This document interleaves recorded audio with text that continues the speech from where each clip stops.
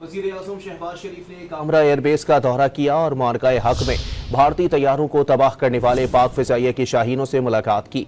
वज़ीर-ए-आज़म शहबाज शरीफ ने 21वीं सदी की सबसे तवील फ़िज़ाई झड़पों में से एक में दुश्मन की बरतरी की खुशफहमी को खाक में मिलाने वाले पाक फ़िज़ाइया के शाहीनों से मुलाकात की।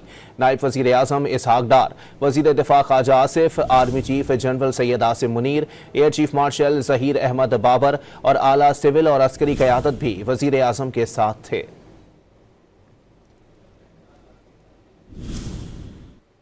वज़ीर-ए-आज़म शहबाज शरीफ ने कामरा एयरबेस का दौरा किया और मार्का-ए-हक में भारतीय तैयारों को तबाह करने वाले पाक फ़िज़ाइया के शाहीनों से मुलाकात की।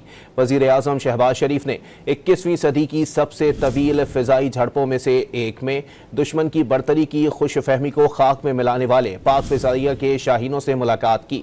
नायब वज़ीर-ए-आज़म इसहाक डार, वज़ीर दिफ़ा Khawaja Asif, army chief general Syed Asim Munir, air chief marshal Zaheer Ahmed Babar और आला सिविल और अस्करी क़यादत भी वज़ीर-ए-आज़म के साथ थे।